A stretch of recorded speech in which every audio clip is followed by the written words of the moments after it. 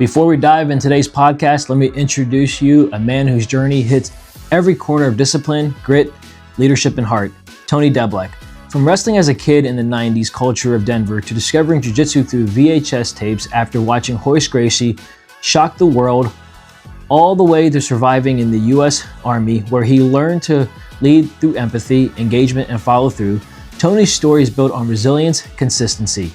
He opened his first Gracie University Certified Training Center with no money, just a vision, hustle, and the belief that jiu-jitsu can change communities. And today he operates 2 thriving locations in Aurora, Colorado, while still working a full-time job, lifting daily, teaching nonstop, raising a family, helping hundreds of students, and going through the entire Gracie University curriculum stripe by stripe. We're talking about a man who's competed in MMA, wrestling, jiu-jitsu, and bodybuilding, rebuilt his body after breaking his back, and still pushes himself further every single day. In this episode, Tony opens up about the evolution of jiu-jitsu, the struggles of running a school from scratch, and balancing family and ambition, building a team, dealing with criticism, overcoming injuries, discipline over motivation, and why caring for people is the foundation of true leadership. This is a conversation for martial artists, business owners, parents, leaders, and anyone working towards something bigger. Let's get into it. What's up, everyone? Welcome back to the Kumite Lifestyle Podcast. And today we're joined by a special guest, Tony Debelak. Tony is someone that I met through the martial arts community, more specifically jiu-jitsu. And in my opinion, Tony is probably one of the most well-rounded, awesome human beings that you're ever going to meet. He's always grinding, always pushing. And I'm looking forward to having him on today's platform, if you will. So Tony, thanks so much for joining us. And where are you right now in the world? Right now, I'm in Denver, Colorado, a suburb right here called Aurora, Colorado. It's the whole east side of Denver. Man, that's awesome. And anyone that's never been to Colorado, how would you kind of summarize that state? Is it cold or is it super cold? Like, because I'm Right sure people. now, it's actually starting to get cold. October is really, after Halloween when it really starts to get cold here and we start to see the first snow in the city. But it's been quite a few days without snow here in Denver. It's been snowing up in the mountains, but here it's been nice and sunny, so I can't complain. Yeah. How much snow does Colorado usually get? Just on average, you would Um, say. On average, I really couldn't tell you. I don't pay too much attention to it, but I know there's over 300 days of sunshine, so it's pretty crazy. Unlike the East Coast where it snows and it piles and piles and gets really dirty and Yep. things like that and stays forever. Here, it'll snow several feet on the ground. Even in Denver by my house here, it'll snow like 3, 4 feet on the ground, but it's gone in a few days. Man, that's crazy. Like anyone that I've talked to that's been on your side of the world, especially Colorado, the mountains is what really draws a lot of people. And I had a chance to, for those listening, I had a chance to travel to Colorado because at the time, it was 2019, it was August 2019. And you're involved in this story because I went to Colorado through the Air Force. I was during my reserve weekend, and I had a chance to visit the Olympic Training Center in Colorado Springs. We drove past the Air Force Academy, and how we're connected is we're part of this worldwide affiliation, if you will, called Gracie University. And I said, man, it'd be cool if I could at least see a certified training center or see like who's nearby. And I remember randomly, it must have been like maybe a month before, I was on Grace University. And I remember seeing a school in Colorado, but I couldn't remember exactly where it was. So I was on my phone and it said Aurora. I said, "Oh wow, that's actually pretty close." And then I called my instructor Howard Steele, who and I was like, "Hey, like, what do you know about Tony Debelak?" He's like, "Oh man, Tony's the man. He's a beast. If you get a chance, connect." Bet. I was like, "All right, that's all I need." And then, long story short, I had a chance to pop in and visit your school, or it's not your current school because I know you changed locations, but yeah, I was just blown away by how you're running classes, and actually, your son Ethan was the one that greeted himself because he was sitting at the table while classes were going on, and then you came up and you talked to me, and I just thought that was really cool because like you didn't have to do that. It was just something that I always remembered. And then I think 6 months later I was going through the certification, and then here we are today. Yeah, Yeah. awesome. Yeah, that first location, it was definitely inside a rec center. I started out that school very small, unlike some of the other CTCs out there, just kind of started in a rec center with basically just paying for a mat, and that was about it. Really gave them a quick proposition, because the space wasn't being used, and before you knew it, just kind of really built up. And then over the years, got my own location, and now we're built up to 2 locations here in Aurora. So it's been quite the journey. We've been open for 11 years now. Man, yeah, and that's That's so cool to hear because, like, when you look at your school now, if no one knew where you had came from prior, it's easy to look at successful people and be like, oh, wow, yeah, they've had that the whole time. And obviously, we know that's not the case. Yeah. So I want to kind of start there. Let's kind of start with like, how did you get introduced to jujitsu? And I want to kind of deep dive into the other outlets that you are, currently involved in because I know you're big into bodybuilding and you've had tremendous success there. So let's start small. When did you start your martial arts journey? Because I don't know if it was just jujitsu or if there's anything, that you did prior. So when I was a kid, really, we started, me and my brothers and my dad just wrestling around. And then we started with wrestling when we were about like 5, 6 years old and got into that and competitive wrestling and also started learning boxing at the YMCA and the rec centers. They had boxing where they taught kids. There were some professional boxers there that would come in and work with us and stuff. So we really started learning just boxing and wrestling. And then my brothers started getting into Taekwondo. I was training with them with that. And then we always wanted to, see who was the toughest between each other. And we lived kind of in rough neighborhoods, where different kids were always trying to challenge us, pick on us, things like that. So we had to, it's kind of a fight town at the time. And that was back in the 90s when we were growing up in late 80s, early 90s. And so you kind of had to be tough and just kind of, have some sort of skill set. Yeah. We were doing wrestling, we were doing boxing, and then they got into Taekwondo, and they had this thing in Denver called the Sabaki Challenge, and it was kind of like Yeah. almost Yeah. like the UFC, but it Yep. was Yep. karate. And there's guys in there karate gis, and they would basically fight with no pads, no gloves, maybe just a jock supporter, but with their uniforms on, and it was full contact. And it was like the coolest thing to see who the toughest of the toughest was, and it went on for a number of years. And then the UFC came about and they were looking, for a place to have it. And they just couldn't get it approved to be anywhere. And they're looking to get it banned. And somehow it got approved to be in Denver, Colorado for the very first UFC. Of all And places, right? of all places, yeah. So we were all totally hyped up. We were like, oh, we want to see this. We were kind of already knew who the Gracies were. We knew who the Shamrocks were. So we were big fans of them and, some of the big wrestlers that were involved in there, like Dan Severn and those guys. So we were really, watching to see who was the best of the best, when it was style against style. It was just, to me, it was way more interesting back then. Yeah. And so, anyways, we got to see the first one, and we saw Royce, basically destroy everybody. And we were just like, man, we got to learn some more of that. We got to learn this. Yeah. So we started buying the VHS tapes, and we started buying books, magazines, and that's what we're learning through. And then, eventually took a couple trips out to California here and there, to meet the Gracie Academy, and, Horian and all them.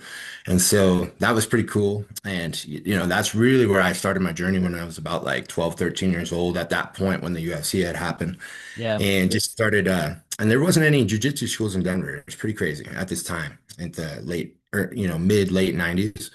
And so I graduated from high school around 97, went off to college, and I was wrestling at Adams State University at the beginning there, and just started meeting some other guys that had trained jujitsu and stuff, and started learning more jujitsu.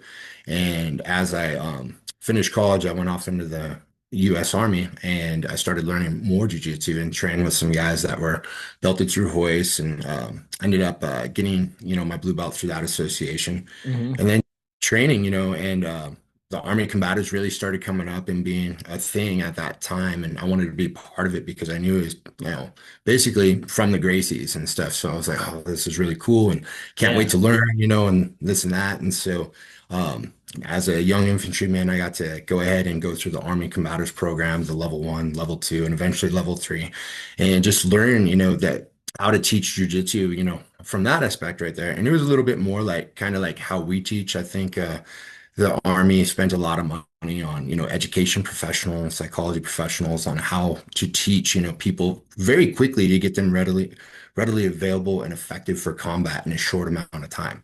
So I truly, believe in the system, and I've seen it firsthand. I've trained a lot of soldiers myself, going off to Iraq and Afghanistan, and my units too as well, various men and women, and just to see, with the combatives to how quickly people could learn it if you teach it effectively, Yeah. and how they can go ahead and put it into play right away and it be very effective. So to me, that was very interesting. And so throughout my military career, just kept training at different places. You know how it is in the military. You got to keep on, changing duty stations here and there. So, I trained in Georgia, North Carolina. I trained in Texas, my most, and then in Colorado, and eventually, landed up in New Mexico. And from there, worked with several Gracie Baja guys. At the time, there was like no black belts in New Mexico, and then a couple moved from Brazil at Gracie Baja up north in Albuquerque, and then we started training with them too, and started working to get my rank back through Gracie University, and just kind of paralleled Gracie University at the same time I was training at all these different places, throughout my military career, Yeah. and eventually landed back in Colorado. And when I landed back in Colorado, I trained at a few different schools by this time, because when I left Colorado in Denver, there was no jiu-jitsu schools. And then by the time we moved back, there was like, I don't know, I'm probably exaggerating, but anywhere between like 60 and 100. There was a ton.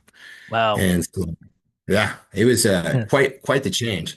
So I went and I checked out, what I heard was, the 10 best schools in Denver, and trained out a few of them for a little bit, trained with my sons.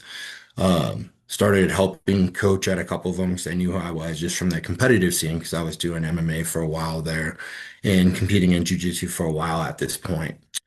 And just really didn't understand the vibe at some of the schools. A lot of it was like very Fight Club like, and Yeah. basically just sparring pretty crazy hard, like we were going for a championship round, from the beginning. Yeah. And even my older son, he was a teenager at the time, he was 14. And other guys that were, like our age were, going pretty hard on him. And I was like, wait a minute, he's only 14. So I was just wasn't sure, about the training environments and stuff. And I ended up just going back to the Gracies and, looking at that certification program. And I was like, you know what? It's time. It's time to open up a school here. There's no certified training center out here in Aurora. So I went ahead and went through the program and opened it up. And like I said, started out really small inside of a rec center. They weren't using the space, so I gave them a PowerPoint presentation and basically showed them, and they're just kind of blown away at the amount of time that I put into the small presentation that I gave the city of Aurora. And so they were pretty impressed, and they were like, yeah, let's do this, as it's definitely helping out the community. And I told them, definitely want to help out the community, help the people here, help, women, children, kids, everybody learn jujitsu.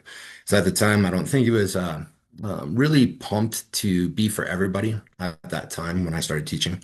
And it was mostly about, competition, I think, sport and, MMA type stuff. Mhm. So it was kind of a different niche at first, right there when I got in. So um, teaching from there, and things were great for a few years. And, I met a lot of great people along the way, especially military people being near Buckley Space Force Base here in Aurora. Yeah. So Yeah. to train, Yeah.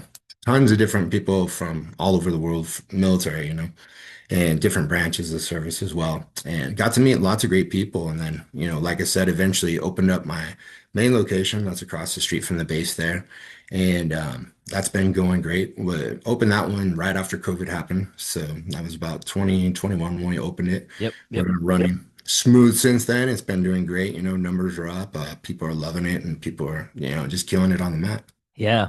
Man, so much to unpack there. And I'm glad that you had I'm glad you shared all that. And I want to kind of just go back to what you said about the 90s, right? So watching Hoist and the early VHS, because every person that I've either had on the podcast or just had conversations with, when we talk about not necessarily old school black belts, but folks that have been around for a while, if there's one consistent, they always reference Royce Gracie, of course, the first UFC.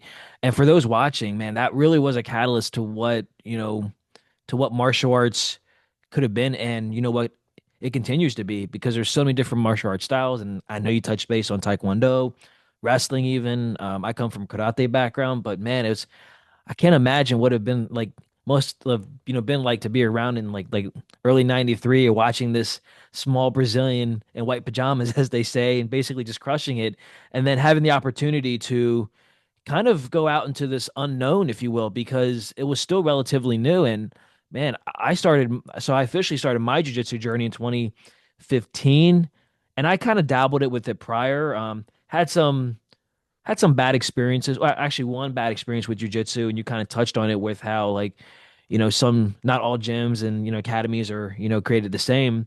But that's why Grace University, in my opinion, has done a good job of trying to, of being the equalizer there. But no, it's awesome hearing that humble beginning. And then you said something that was pretty profound because you come from this, I don't know if you come from it, but you've chosen to compete. And I know you've competed at the highest levels with wrestling and jiu-jitsu, MMA, but you said something, Tony, that really kind of made sense of why we do what we do. And like you saw how these other gyms were running, and it was kind of almost like you're fighting for a world championship medal. But and it's nice to hear that from someone that has competed, because you see the value in jujitsu for everyone.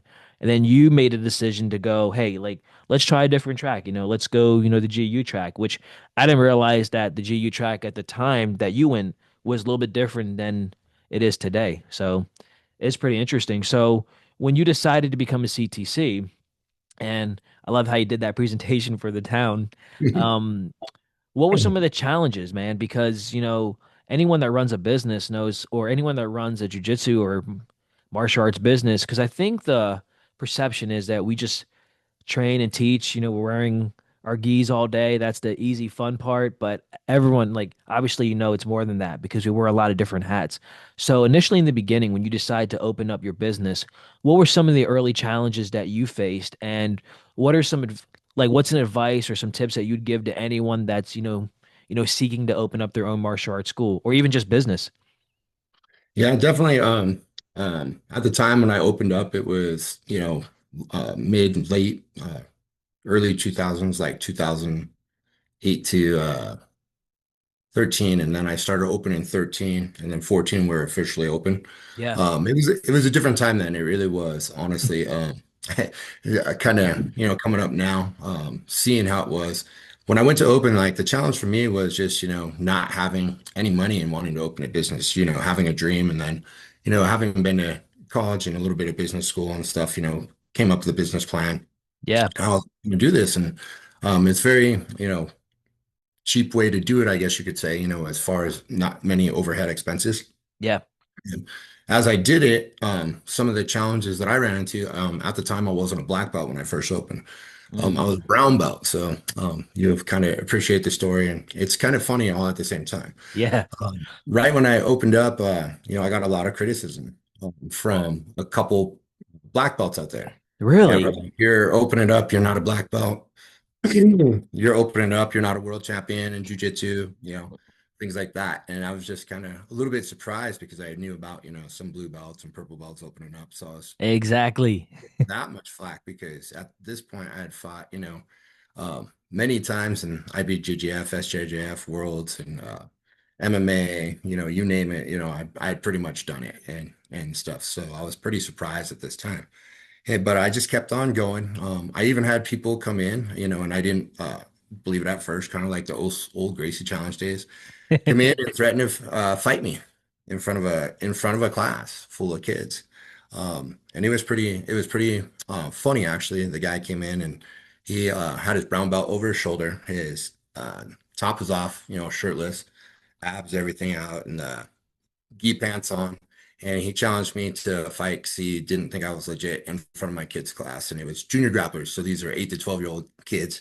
And I just looked at him and I was like, "What are you doing, man?" I was like, "Can you leave, please?" And then he started to interrupt me as I started teaching again, and I looked at him and I looked at him very serious, and I said, "If you can beat each one of these kids right here, I'll fight you." And he looked at me like I was crazy. Parents looked at me like I was crazy for a second. He's like, "Oh, all right, man." And he just walked out the door and like Yep. left. And it's pretty hilarious. And I've had a couple other people come in at that time too, and mean mug me during class while I was teaching and kind of go through my combatives class. And then afterwards, just tell me, "Hey, I'm so embarrassed. I was sent here to check you out to see how legit you are and stuff. And I see what you're doing for the community. You're helping everybody, learn self-defense that really needs it. And hey, you'll never see me again. And I'm sorry for, coming here, but hey, you're legit." And I was like, "Okay," but it was Like, a awkward cool. time, with those types of things going on right there. Yeah. But then, as you knew it, kind of built up and stuff like that. One of the things, I could probably give people advice with was when you're starting out like this is definitely, get your rhythm going. You can't do everything by yourself because you're going to grow very fast. If you're Yeah. good, you're going to grow. Yeah. And if you're not, you'll find out very quickly as well. But as you grow right there, you're going to need some help. I've had many great instructors over the years. Some have moved on to go do great things or move on for jobs or a life and things like that. And it happens, if you have a school running for a while. One of my good friends, and you talked to him on the podcast before, Teddy, Yeah. came in. He was an active duty Marine, great dude. Started out, getting his blue belt and then wanting to be an instructor, got him through curriculum. And then he moved on and opened his school, in Jacksonville, North Carolina, and had a few other people move on to train out of their schools or go off to things like that. So it's been great to see people, come in and develop them and, go spread it, across the world and things like that. But at the same time, you just got to kind of keep somebody in the hopper, keep somebody going. And I also had, my family going at the same time, my Yeah. wife, my kids and stuff that wanted to do it. And just keep building people up because you can't do everything by yourself. And the big thing is like you always say this, and I hear you say it many times on your podcast, people don't care what you know until they know you care. Yes. So I I want to live. take it to the next level though for you. Sure. Okay. So I'm going to take it to the next level. So right here, one of the things I do is I use three things on top of that, and it's empathy, and engagement and follow through. Yeah. So you can show people you care and have empathy and stuff, but then, time goes by, right? But if you have that engagement with them, continue to see how they're doing, continue to encourage and check on them when you don't see them, things like that. And then on top of that, just follow through with what you say, with helping people. I think that goes a long way. I learned that, leadership when I was in the army.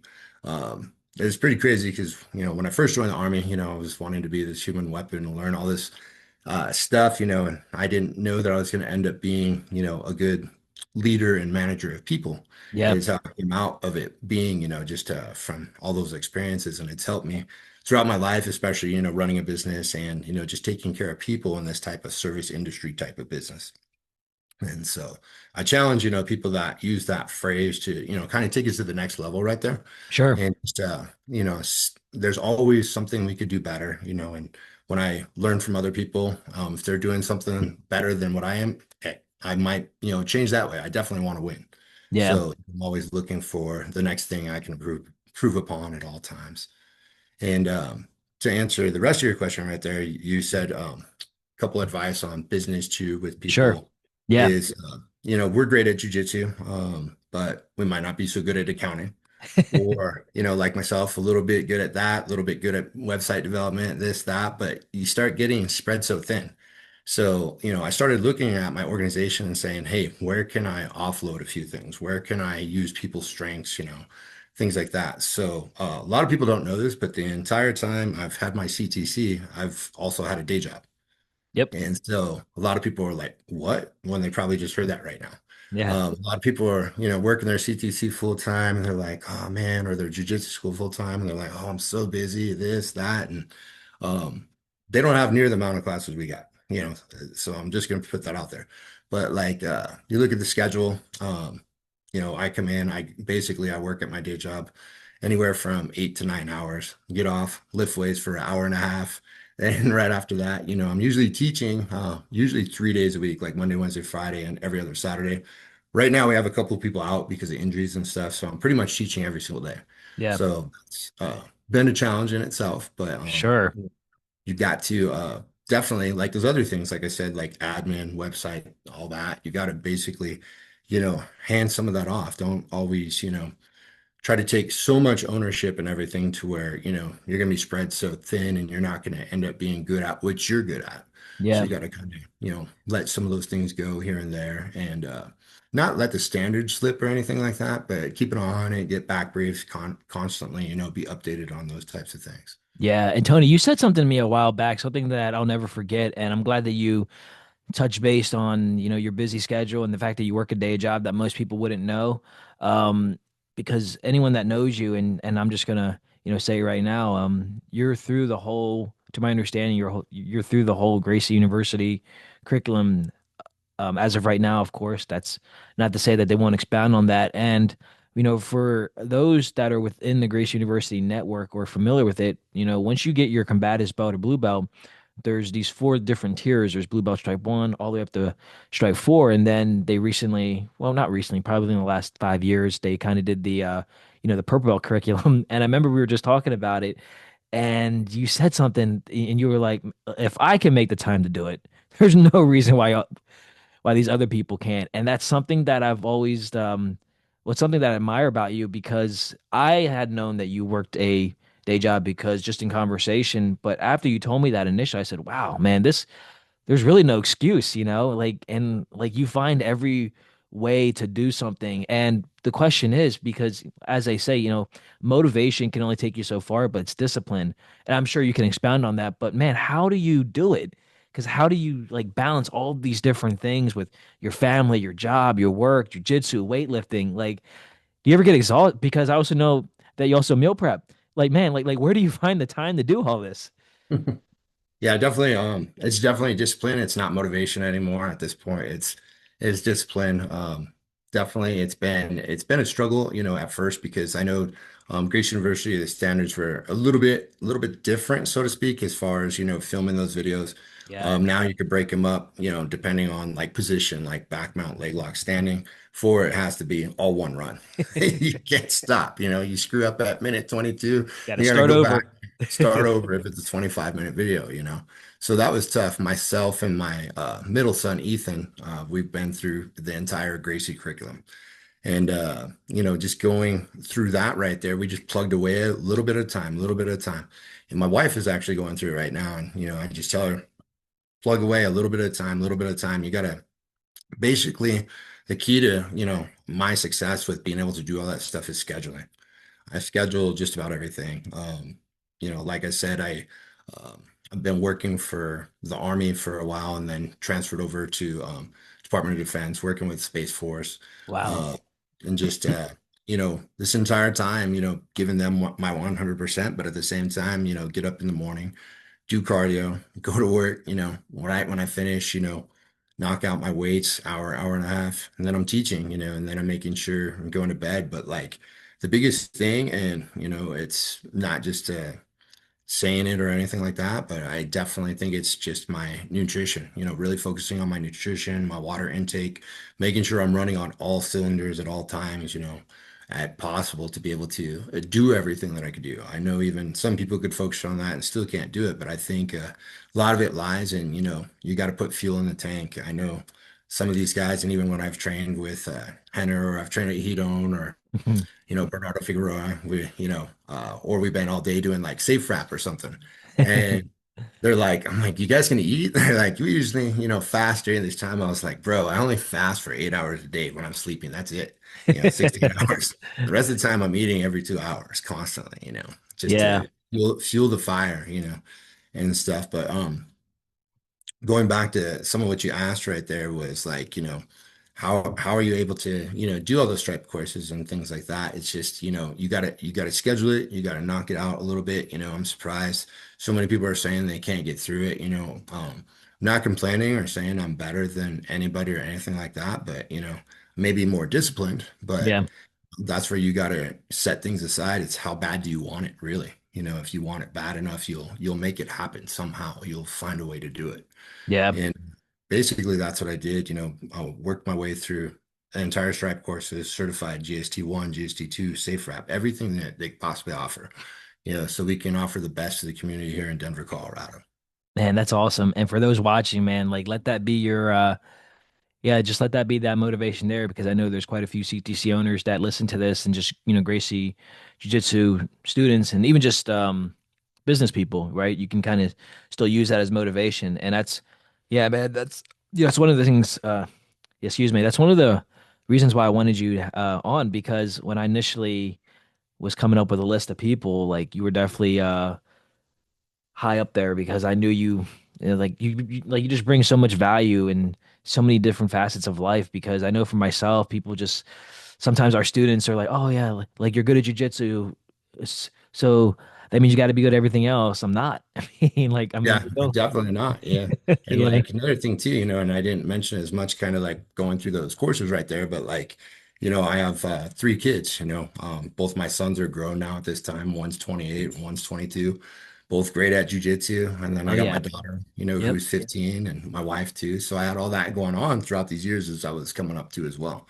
I Yeah. didn't make it as an excuse, having a family, having kids, and, just having kids in itself is, a tough one, and making sure that they grow and they develop and they get what they need and all that stuff. And, that's been probably one of my, greatest, accomplishments is just, being able to really take care of my family this entire time and really being present and giving them the time that they needed when they needed it. And sometimes people ask me, they're like, "What's your greatest accomplishment in jiu-jitsu?" And they think I'm going to say winning a world championship, or something like that. And it's definitely not my world championships. It's definitely, just being there for my family and having them involved, and the other thing I always answer with is just, my wife doing jujitsu, and her being out there and really liking it and seeing the value of it too, and sharing that dream and journey along with me has been really important. Yeah. Yeah, I feel connection is important. And if there's one thing jujitsu teaches is the connection and, using the Yeah. connection principle, the first one. I want to kind of just real quick go back to something you said about, when you have amazing students or instructors, right? Because you mentioned Teddy. Um, as an instructor, and it's something that I always like to ask people that have either been teaching for a while.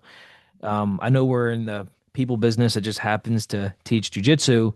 Do you ever find it hard when, maybe you've had a student for a while and then they quit for whatever reason, or, life takes over? Is that personal connection tough sometimes? Or are you able to be like, like, I get why you're leaving or not? I don't know, because I know every human's kind of wired differently, and some people take it personally and some people are like, no, it's, it's part of the seasons. But how do you, as a black belt instructor, because I'm like myself, I've seen so many people come and go, and I know you have too, but how do you how do you kind of cope with those things if it does even come up? Yeah, it's funny that you asked me that because it just came up the other day again. I think when you're in the business long enough, it comes up like every 6 months to a year at this point now. Yeah. But I've had kids that I've trained with, since they were like 5, 6 years old. Now they're like 18, 19 to 22 years old now. Phew, it's And crazy. when I see good instructors go, for good reasons and stuff, it's always great. I've had to let some people go that weren't for the best reasons. Sure. But every once in a while, I'll get somebody that, either they've grown out of what they can learn from me and what they feel sometimes.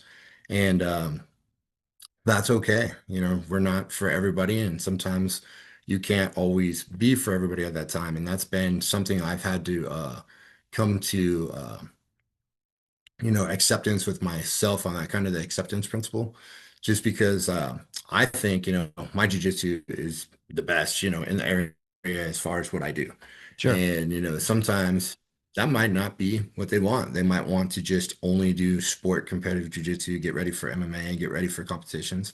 I had an instructor that was one of my best instructors, and he was a kids instructor and adult instructor. And I got him through all the curriculum, and he really didn't want to teach anymore. He just wanted to compete. He just wanted to fight. And, he's young and wanted to move on and do those things. And, for him to leave the gym and want to just go to a couple other gyms where he had more training partners. He was a smaller dude, probably about 125. Yeah, I know. So, he Yeah. wanted somewhere where he had a bunch of people his size and stuff. And, it's sad to see him go, and I took it kind of personal and felt bad, and it kind of didn't go so well. But then we ended up making up, so to speak, shaking hands again. Now we see each other at tournaments and stuff all the time, and things are good. I don't like to have any bad blood with anybody, but and I don't think I do, so that's great. And but people will move on, and as when you say you don't take it personal, you're not going to take it personal, you do, and Yeah. it's hard sometimes. No matter how hard you try, you're still going to take it personal just a little bit. Sure. And It just I means had that you another. care. Yeah, totally. It's like, if I didn't care, I would probably be like, oh, okay, lost another one. Lisa. We'll get some more. Peace out, bro. It's Yeah. like, yeah, but like I hate to see people go that have so much potential or, feel like they're not getting what they need. Like a couple of them had told me, it's like, hey, when you first started, it was like very, brothers together and stuff like this. And I'm like, yeah, it's because they're 5 or 10 people, but now when you have like 3, 4, 500 people, it's like, I'll check on people every once in a while, but if you come to me and you ask me something or ask me for my time, I'll give it to you. but I can't be chasing, three, 400 people around, trying to always see what they need, but if you ask me for help or ask me for my time, I'm always there. Yeah. No, man, that's going back to you said about not taking it personally, it's we do because we invest so much time and so much energy into Yeah, students that sometimes become, whether we know it or not, almost like an extension of our family, and like a lot of my good yeah, friends definitely. do some type of martial arts, and a lot of the people that I just respect just as human beings like yourself, they all do martial arts. So if there's a LCD, right, or at least common denominator, it is Yeah, the martial arts. So yeah, I get that. And, just like as we get older, right, we see so many people come and go. And you said something about like you see so much potential. That's what sometimes irks me. And this is more when I was teaching karate, and I still do. I would see these, teenagers come up and they're so close to getting, that, their next step or black belt, whatever it is, and they quit. I'm like, dude, you came so far. But again, everyone's journey is different, and they might not like they're not going to see jujitsu or martial arts the way we do because we see it differently because we're looking at it through a different lens. And that's been I guess, the biggest teacher for me is like everyone's not going to care the same like you are, Nick. So, yeah. um, so I want to also kind of touch base on your bodybuilding journey, if you don't mind sharing, because I'm a white belt at that. I'm not familiar with it at all. I've watched some of your videos. I'm like, oh my gosh, this dude's shredded. So, what is that like? And because are you a pro bodybuilder? No, I haven't got my pro card yet. So I've No, been man. competing amateur for many years. I'll tell you one funny story. One of the things is like me and Jeremiah Hacker are good friends, Yeah. and Yep. Yep. he always tells everybody he's like jiu-jitsu's been your guys' hobby, especially at ICPs, new people. He's like jiu-jitsu's been your hobby and stuff like that, and you're really good at it now, but now it kind of becomes work at the same time. So you need to get another hobby. Like Jeremiah's just riding dirt bikes and things like that. So just jokingly now I tell people. Jeremiah told me to start bodybuilding. And they're like, "What? That's why you do it?" On top of that, and they're like, "Man, we're gonna be mad at him because now he's killing everybody on the map with his bodybuilding and jujitsu together." Yeah. So I just joke around about that sometimes too. That he was the one that caused it, so be mad at him. But no, I I'll started see him later. bodybuilding. But I started bodybuilding back when I was like, started lifting also when I was doing martial arts because, like I said, I was getting picked on as a kid, and I just kind of Interesting. wanted to be like, at the time, all the 80s, 90s stuff that was crazy, like Rambo, Terminator, Arnold Schwarzenegger, all that stuff, and Captain America. So just kind of, coming up trying to, learn martial arts and lift at the same time. And before you know it, I started getting strong, started getting big, started competing in powerlifting and bodybuilding, and did bodybuilding at 18, 19 years old and won the Colorado State Championship in powerlifting and bodybuilding. Wow. And yeah, I was pretty much on top of the world and stuff like that and really happy and competed into my early 20s. And then right when I finished college, I went off in the army. And Mm. as well as I do, a lot of those army schools, they just don't feed you. So, so I went in like around like 220, 230-ish, and came out after almost like 2 years of schooling at 170 pounds. Yeah. In my army career, I stayed around, 180 to 190 pounds and just couldn't quite get that size. And then a lot of people don't know this about me, but I got hurt really bad on my last deployment and where I ended up breaking my back and my hip, and just it took me like 22 months to recover. And this is around like 2008, yeah, 2007, 2008. And I was told, you're not going to fight anymore. You're not going to lift hard anymore. Just kind of deal with it and just kind of get through the recovery, learning how to walk better again, my back going out like every other day, stuff like that. And just, couldn't do jujitsu, couldn't fight anymore, and at Mm. this time I was just trying to build myself back up, and my kids were little, and my younger son, Ethan, he just started training, wanted to start training, and so I was like, okay, well, let's get you on the mats. Took him to local jiu-jitsu school and he was training. And I had one friend that I worked with on my day job, and he's just like, he's like, you used to train. I bet you can't do this anymore. I wonder how good you used to be. And he just talks smack. Then one day, after felt fully recovered, I was like, and he was talking some smack, and he's like, you want to roll? And I was like, yeah, let's roll. And somehow it's like riding a bicycle. I got on the mat with him, and I submitted him 6 times, in 4 or 5 minutes. And then I started training again. But the reason why I tell this story too as well is because couldn't bodybuild, and I went down to like 170 pounds of skinny fat and started building my body up and then moved back to Denver. And Denver is like a big mecca for like bodybuilding.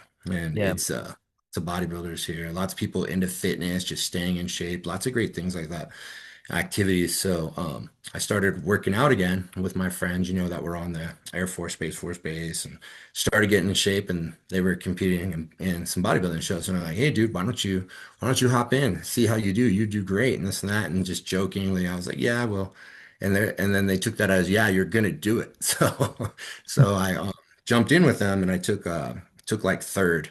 And I was like, oh, okay, and then I kept training, and then lo and behold, that was probably 2015, and then since then I've done about 7 shows since then, and it's just been it's taught me even more discipline. It's Yeah. also taught me how to manage my time better, how to make sure I get all my nutrition in, and how important nutrition is really to optimize your body to be running on all cylinders. And Yeah. really, that's the biggest thing that I can take away from it is nutrition, number one. The second thing is like if you're going to compete in jiu-jitsu, especially like at the highest levels, I know everybody says technique over strength and stuff like that, but when both people, the skill level is the same, the stronger one's probably going to win. Yes.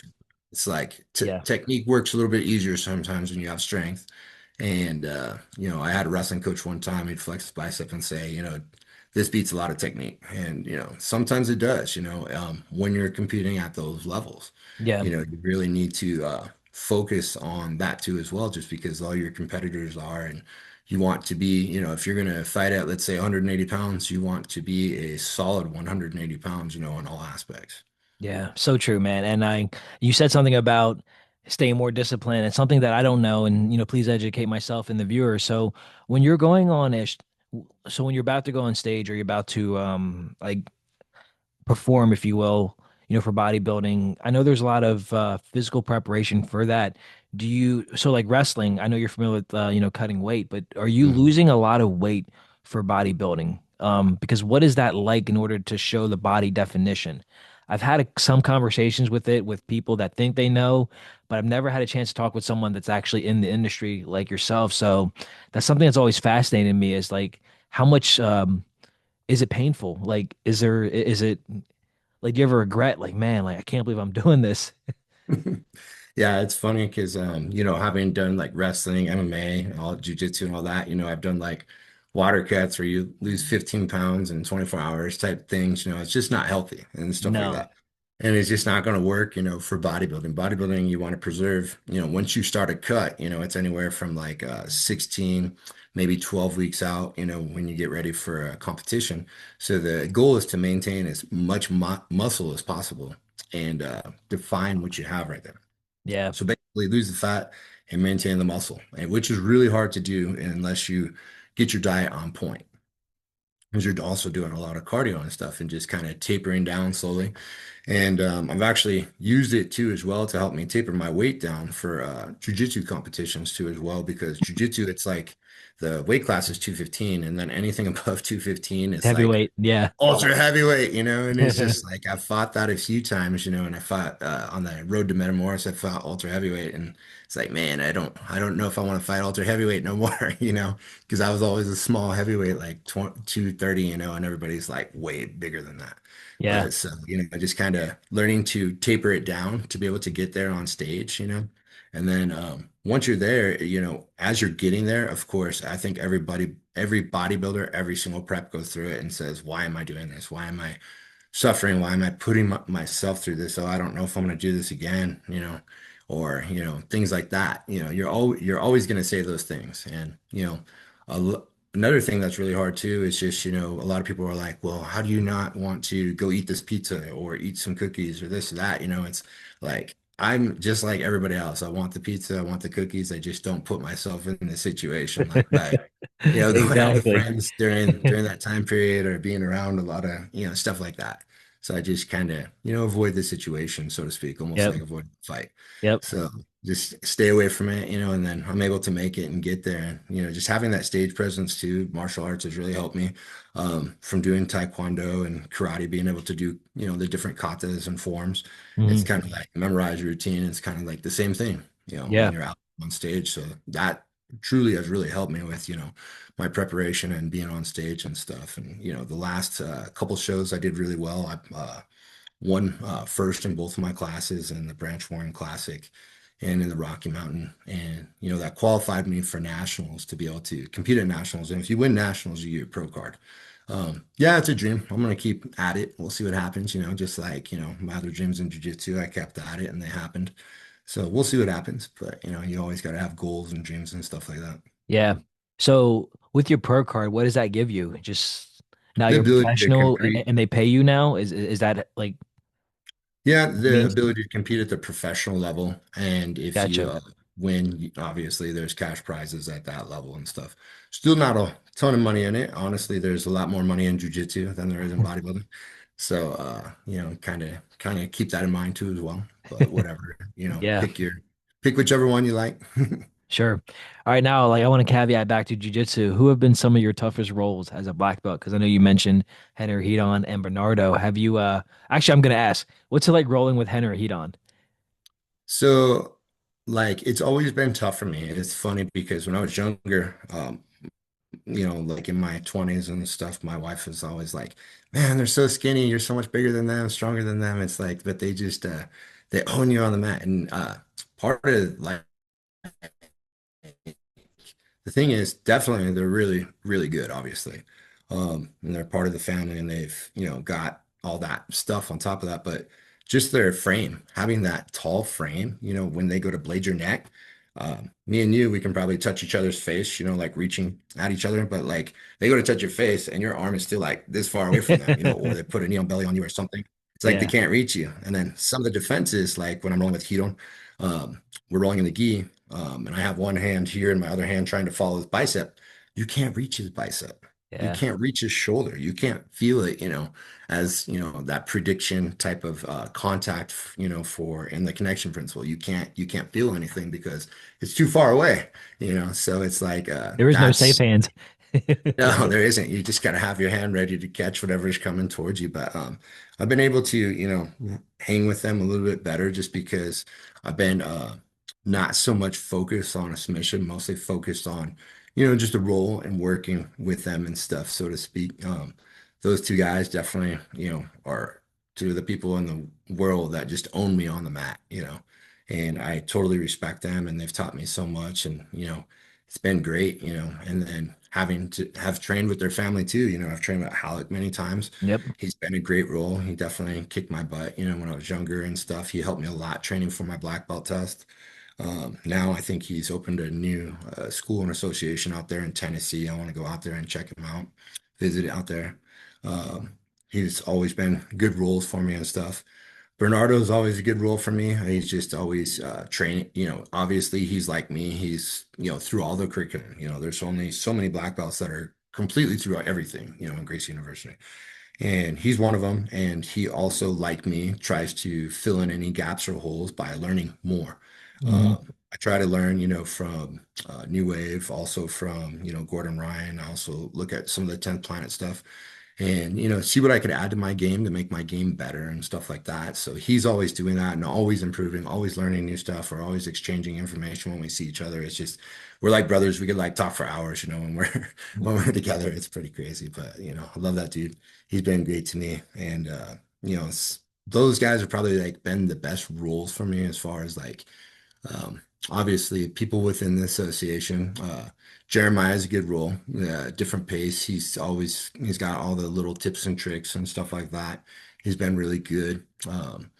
Everybody else in the association, it's just kind of a size difference thing for me. So, Yeah. the guys aren't quite my size, like, pound for pound wise, but, height and stuff like that makes up for a lot of that too as well. Hmm. And they're just overall just great, jujitsu people. It's been good. And I've had the opportunities to roll with many different pros out there and stuff in the game that are top guys in the game.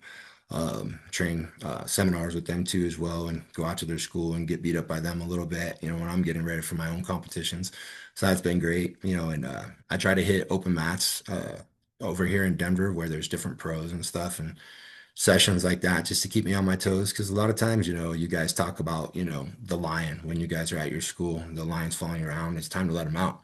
Can't Mhm. always let him out, at like where I'm at, just because, a size difference sometimes. So I'll go to Yeah, those open mats and stuff, and I'll be able to let the lion out, and those guys will also let the lion out at the same time, so it's good because you need that sparring to really physically challenge you, and on top of that, test your technique.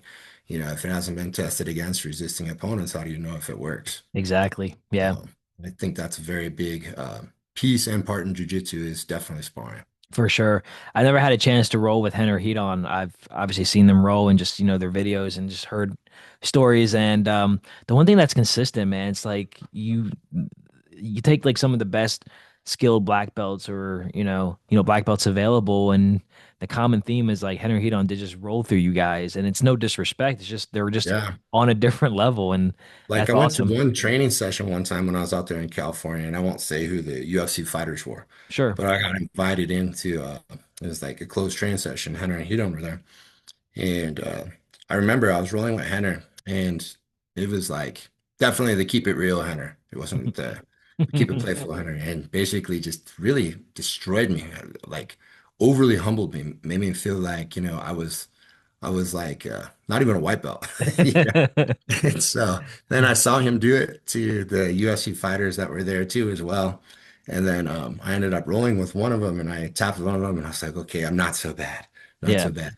But we don't, of course, when you're in those sessions, you don't talk about taps and things like that. But like, it was just like to see those guys go against them. And sometimes I see them roll with like NFL superstars who are like way bigger, way stronger than them, way more athletic than them. And for them just to own them too. And it's just like, oh my God, but Yeah. you start learning more. And then before you know it, you're able to do that stuff too, and it's been Yeah. pretty amazing on myself to be able to, roll with people that big or that strong, So Yeah. it's been pretty cool experience to see. Absolutely. And I remember, a couple of times out at ICP, which is the instructor certification program. Yeah. Anytime that you've been there, because I always try to seek out the best person in the room, and maybe it's maybe it's something that I shouldn't do, but it's just like no, like I want to be able to feel like you said, the different sizes. And anytime that I've been out there last couple of times, I always make sure that I get a chance to roll with you. And I remember one time, you were like, "All right, Nick, what do you want?" I said, "What do you mean?" You're just like pick a position. So I think I said, oh, well, I'll choose down. And then you side mounted me. And I think right at that time, time safe hands was still kind of fresh, or it's not fresh, meaning like I was doing it all the time here back at home, and I was doing safe hands. And you said, oh, that's so cute. Look at you with safe hands. And then you just did like a almost like a count with the three, two, one, and then you crushed my safe hands, and then you just submitted me. But that reminded me, like, man, there's levels to this, like this is good, but then there's always a counter, right? There's always something to defeat that. So that Yeah, was it's crazy humbling. because like just rolling, having been through the curriculum and rolling with somebody, it's like if you see their belt, or you know them, and they're through BBS 2, then you need BBS 3 maybe to Yep. defeat or something. And so like I like that too as well. And then it's just, that's why I think it's so important, especially when you get to that purple belt level and you're testing out and stuff, you have to bring in some things outside the curriculum. Oh yeah. You know, I definitely recommend, looking at those best places that are current in jiu-jitsu right now, as Yeah. far as positions, look for where the holes in your game are, look for the where you feel there's holes in the curriculum or there's not enough of this or not enough of that, and start adding that to your game, and I tell people like, especially when they're getting ready for competition, I work with them, I tell them, you need to have, at least anywhere from two to four moves in your head in every position, especially bottom positions. Because a lot of people are like, oh, a black belt's always 1 to 2, 3 steps ahead. It's like, yeah, they are because they know more moves than you, or, they have a few moves in their head, but also sometimes, depending on what you do, they may do something different, based off of your reactions. So you got Yeah. to also be able to, create a lot of openings and a lot of things to happen, to be able to capitalize on space. It's basically, when you're on the bottom, it's definitely, if the person's controls are 100 and you're, flailing around like a fish, you're wasting your energy. You got to wait till they either make an adjustment, a positional change, or they go for a submission. And once that happens, that's your job to capitalize on that space. Yep. Usually from the bottom right there. Sometimes, yeah, there's times when, the clock may be down or points may be down where you may have to force, an opening, not just create an opening, but force an opening. If the house is on fire and stuff, you could either force, create, or accept, when you're on those bottom positions. But I always tell people to, kind of look at those things. Yeah, yeah, absolutely. Man, Tony, such awesome insight. One last thing, if there's anything that you could change about jujitsu, what would it be? Anything that you can kind of think of. Maybe it's the rule sets, maybe it's this or that, something that could really benefit the everyday practitioner and, even the more polished instructor like yourself. Hmm. Yeah, it's funny that you said that. I think there's many answers to this question, so I'll just have to pick probably like one. Sure. But um, yeah, probably like a standardized minimum qualifications, for every belt level out there. Because what I've been seeing a lot with all the associations and with all the different competitions that are out there is uh, nobody's obviously everybody's different. Everybody's, not the same person. But if you can have some sort of general criteria across, the board or whatever, then I think that would really help because each association is different, and each instructor is different, obviously, and stuff like that. But just maybe some minimal criteria across the board that everybody has to meet, so to speak. Maybe one governing body or something like that, composed of several different countries, not just, Brazil or just the US, things like that. But, Yeah. I think that would help, people lessen not only the smack talking, but just the not knowing the difference between Gracie Jiu-Jitsu, Machado Jiu-Jitsu, 10th Planet Jiu-Jitsu. Yeah. So I think that would help some people and just their understanding. 'Cause there's so much out there now to where, and I won't say I will say that there's a lot of good out there, a lot of good stuff. I've seen lots of great things and lots of great instructors that I meet in all my travels, but also see some things that aren't so great that are out there too as well. Yeah.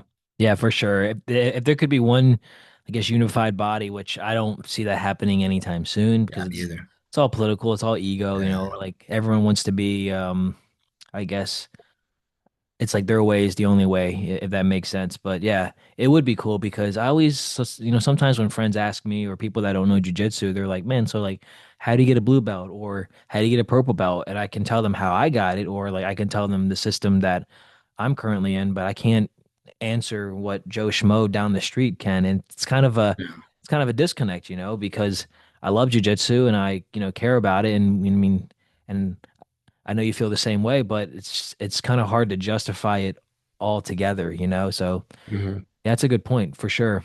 Um, yeah, thank you for sharing that. So Tony, thank you so much for being on. Thing is, we had a really, awesome opportunity to hear about your early days of training, with your family, of course, and even your family now. And I could tell that you're definitely a family-oriented guy, very driven. You love what you do, and I think the biggest thing that the audiences can take is just don't be lazy.